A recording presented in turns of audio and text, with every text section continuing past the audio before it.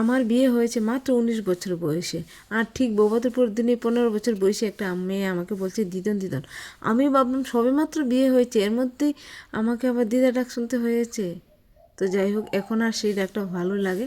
প্রথম প্রথম একটু নিজেকে লজ্জা লাগছিল।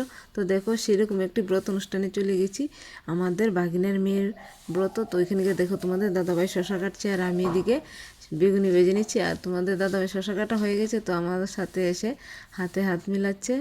তো ও এখন বেগুনি বাচ্ছে।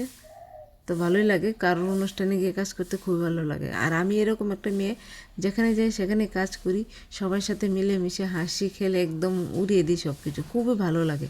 তো দেখো তোমাদের দাদাভাই একে একে বেগুনিগুলো লাল করে ভেজে তুলে নিচ্ছে, আর আমি একে একে একটা করে করে দিয়ে দিচ্ছি। তো দেখো কেমন হয়েছে, বেগুনি কালারগুলো খুবই সুন্দর হয়েছে না? রান্নাবান্না সব হয়ে গেছে, লোকজন খেতেও বসে গেছে। এই ফাঁকে আমরা সবাই একটু ডান্স করে নিচ্ছি।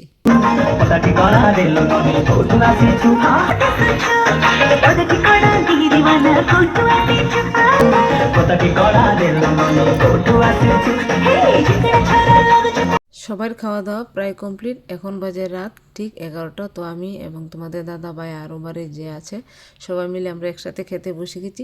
তো আমাদের খাওয়া দাওয়া কমপ্লিট হয়ে ফ্রেশ হয়ে এখন এসেছি। দেখো আমাদের নাতিন কীরকম জিনিস পেয়েছে আর কী পেয়েছে দেখো। ও কোমরে বিছা পেয়েছে, হার পেয়েছে 5টা, এছাড়াও হাতের বালা, পায়ের নূপুর। আর এই নূপুরগুলো কিন্তু আমি ওকে দিচ্ছি। তো ওর কীরকম পেয়েছে, মানে জিনিসগুলো খুবই সুন্দর।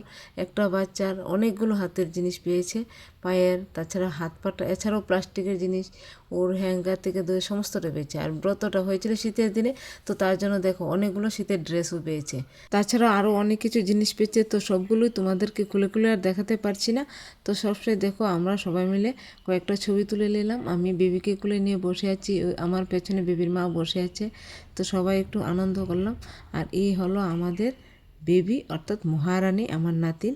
তো আজকের মতো ভিডিওটা এখানেই রাখলাম। সবাই ভালো থেকো, সুস্থ থেকো।